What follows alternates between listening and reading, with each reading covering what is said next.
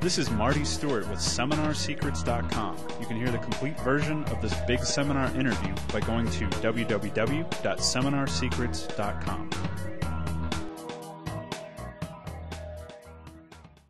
And I'd like to welcome everyone tonight to the Big Seminar Preview Series. My name is Armand Morin, and I'm going to be your host for this evening. And tonight's call is part of our Big Seminar Preview Series.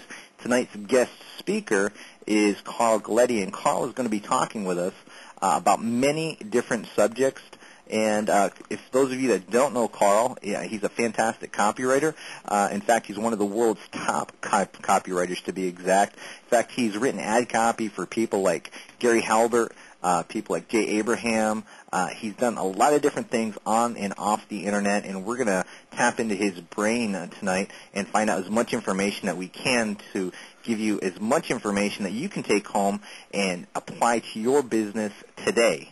So we're going to go over that in the next 60 minutes, but before we even get into that, what I'd like to do is just give you my 2-minute commercial in the beginning, which is about the Big Seminar. If you haven't heard yet, the fact is that the Big Seminar is happening in August 22nd, 23rd, and 24th. In fact, that's about 30 days away right now at this point, so there's plenty of time to get involved with the Big Seminar. The Big Seminar, it's going to be 3 jam-packed days of literally training, nothing but training for the Internet, showing you how to build a successful Internet business. Who's going to do it? Well, the world's top Internet marketers. Who else? Those are the people that are qualified to do it. And we brought them all into one place at one time so they can teach you for 3 days how to do this. We've got people like Carl Galletti, Joe Vitale, Alex Mondosian, Jonathan Mizell, Declan Dunn, Kurt Christensen, Fred Gleek, Randy Chirac, Frank Guerin, Frank Kern. I know there's a couple other people in there that I'm probably missing. But the fact is there's about 13 different people going to be teaching you for 3 days straight. And there's really a whole system built around this, meaning that each and every one of these people have a different specialty that they deal with on the Internet that they're very good at. They're going to take what they know, what has worked. They're going to show you how to do it. They're going to give you examples of what's been done, how it can apply to your business, and then you can take that information home and apply it to your business and literally succeed on the Internet. It's very simple. It's not complicated, but the fact is if you can have someone lay you out a blueprint as to how to do this, it makes it a whole lot easier than just trying to figure it out yourself. Literally, we're going to jam in several months. In fact, I'm going to probably say about 18 months worth of Internet marketing failure and show you how to do it in a weekend from the people that have done it. And you're going to learn so much information there, your head's going to be spinning by the time you leave the seminar. The fact is, though, is that it's in California. You have 30 days, and I invite everyone on this call to be in California with us. It's going to be a fantastic event. We're going to have probably around 300-plus people at the event, and we're really excited about that. But tonight's call is with Carl Galletti, and the first thing I'd like to do is welcome Carl to the call. Welcome to the call, Carl. Howdy out there in Internet marketing land. In cyberspace. In cyberspace. Now, Carl, there is, you've done a lot of different things since I've known you, and you've done some of them even legal too. Some of them legal. Some of them legal. Well, I wasn't going to bring that up, but but if you've seen Carl's picture on the website and you've been to the post office, it's no coincidence. It's the same picture. But one of the things, Carl, is you've had a real interesting past. And something that not a lot of people tell me about it. Well, something a lot of people don't know is, well, I don't know if I should bring this up because this might be a sore spot. Well, you're not going to bring up that I was a ham radio operator when I was 13 years old, are you? No. Oh, okay. I wasn't going to do that. I was actually going to talk about the that you could have been Bill Gates. Oh, jeez. I was. Is this something has to do with his parents and my parents, or well, no, something else? Actually, what I was talking about is your computer history, dating back to the days before that a computer that most of us even know what it was. Yeah. I mean, maybe you could explain everybody a little bit about that. Well, about as close as I ever came to Bill Gates is that at one of the first, actually the first personal computer show. He and my partner in my first computer company, we had like one of the first personal computer companies, were exhibiting, Microsoft and us were exhibiting at the same show, and my partner and Bill were leaning against a column over on the side and discussing software techniques. And then I had one other encounter with him where he showed up to speak at another conference, and I was part of the selection committee, and the guy who's the head of it was a good friend of mine, Alan Katz. He's a professor at the university, and Bill had to stay someplace until he was scheduled to come on to be the speaker. And the only place they could find for him was Alan's office in the university. So he was in this tiny little office. Alan's office is like a closet, and so I just picture him staying there for I think he was there like a couple hours while he was just killing time. I wonder what he was doing, Anyway, but I digress, The company we had at the time was Technical Design Labs, and we were innovators in the Z80 genre of S100 computers. We were first ones out with a Z80-based computer, personal computer. These are all pre-IBM PCs. But what came out of that is one of the principals in the company, one of my partners, whose name is Chris Rutkowski, went to Epson at the time, and they were kind of an unknown company, Epson America, and he put them on the map by negotiating the deal with Epson and IBM to use their Epson printer with IBM, and that put Epson on the map. And then there was Neil Colvin, who went off. This is after the company was sold off, and these guys went their separate ways. Neil went on and created a company called Phoenix Software Associates, which still exists today. And they created, and he specifically, as a software designer, specifically created the first compatible, IBM-compatible ROM, which made the entire clone market possible. So that's just, we're going back, we're going back 70s. Back in the day. So that's where I got my start, and and now let's segue into, here we are in 2003, and what the heck am I doing now? I don't know, writing copy,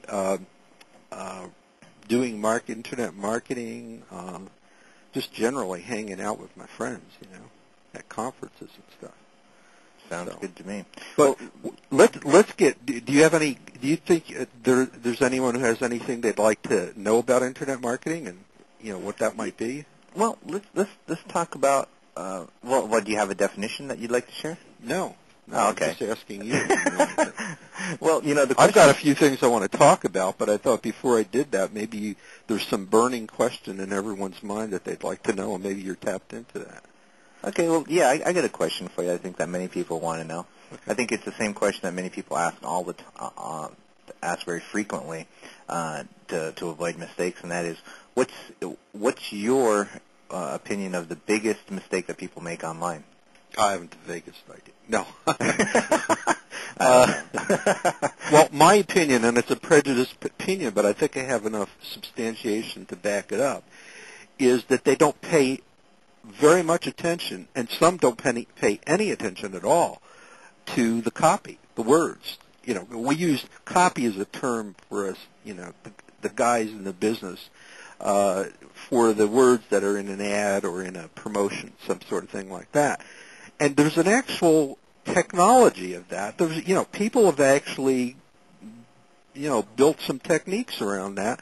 Going back as far as the early 1900s and even before then, and guys like Claude Hopkins and Robert Collier and John E. Kennedy, Albert Lasker. These are guys who kind of created the direct response field, and the direct response field is totally responsible for all the success of the internet marketers on the internet today. They've all been trained in direct response techniques, whether it was before there was an internet, during, or after, whatever. They all live, die, and succeed on the quality of their direct response capabilities and techniques, and that is the core of that is based in copy. And there's some things to be learned and studied in that. And if you're really good at, what I always say is the biggest mistake people make, and the biggest reason for failure on the internet is not technical stuff or not knowing technical stuff, because there are a lot of successful people who haven't a clue about the technical stuff. The biggest reason for failure on the internet is they don't know anything about marketing and copy. Now, it doesn't mean they have to write copy, but they have to know what good copy is. Because if they're going to hire somebody to write it, then they have to know what it is. And if they're going to write it themselves, they have to know what it is and what those techniques are. So that's the biggest reason why people fail on the internet. And, there are only three things that you need to do any business, whether it's an internet business or an offline business. And those three things are: you need a product, something to sell, in other words, and that product can be a service, but it's a product. And you need also people to sell it to, and on the internet we call that traffic. And then the third thing you need is a persuasion mechanism, some way to persuade them. On the internet, it's a website, it's an email, it's an e-zine. There are a number of instruments we have, an e-book, that persuade people to buy something, buy your product. So what this persuader does is it brings the product and the people together, and if you do it really well, then they come out getting a lot out of your product, and in exchange for that, they give you some money, and you get a lot out of that, so everybody goes away happy. Here's a little known fact. Okay, I was going to say it's an unknown fact, but it's not unknown. If it weren't known, I wouldn't know it, right? It's a little known fact that people never buy anything unless they feel they're going to get more out of it than what they paid you for it. So in other words, if they pay $100 for something, they wouldn't do that unless they felt they were getting more than $100 out of it, okay, in terms of value. So, keep that in mind whenever you're selling anything. Speaking of offers, can I bring up my offer to the people who've Sure. Who've come to my who I've referred to here, are going to sign up under my URL? Which, can I give this out or Actually, no. Okay. They need to go to the email that I sent them, and it has the URL in there. I mean, click on that. If you buy on that URL, my people, for the big seminar, okay, I'm going to give you a DVD set of the video from my seminar, which has just passed, which is 24 hours of hot stuff, some speakers that aren't going to be at the big seminar, some speakers who are going to be at the big seminar but talked about different things, because we like to change our modus operandi and introduce new stuff. That's worth $9.97, so it's an extra added value for my people. Okay. Well, wait. That's a pretty good deal. I mean, I'd buy the link for that. Well, you can sign up. Go to my email. I'm sure I sent you a copy. I got a copy. Sign up. I could use that. Now, how many hours is that video? It's 24 hours on 14 DVDs. 24 hours on 14 DVDs, and this was the event that Carl just had, the Internet Marketing Super Conference in Las Vegas, which I was glad to be at. It's a great event, and so it's like doubling the value. So that's a tremendous deal. Yeah, so, and it's nice to have something you take home with you, because a lot of times, you might not take good enough notes, or you might not really get something. You want to review it in more detail than your notes are capable of giving you, and it's really nice to have video. And having these videos, God, you learn so much. I mean, I learned myself. There's one guy's presentation for about 15 minutes. I reviewed about 3 times because there was so much detail in it. In that 15 minutes that, I had to wait, what's that all about? I had to figure it all out. But tremendous stuff, and a lot of tremendous stuff at the big seminar, too. Remember that networking is very important, so being there live is an extremely important asset. In fact, sometimes you miss what's going on in the seminar room because you're out with the the networking with the speakers or whatever other people in the audience. So videos are always good to have for a number of reasons.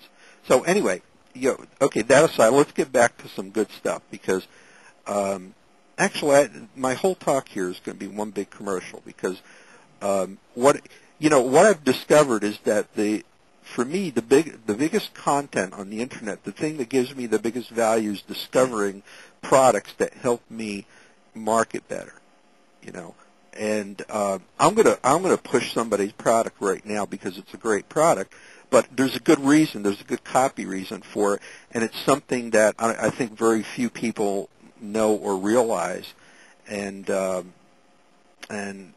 we'll say that at the end because it's one of your products, Armand. Okay. I'll just say right up front, it's audio generator.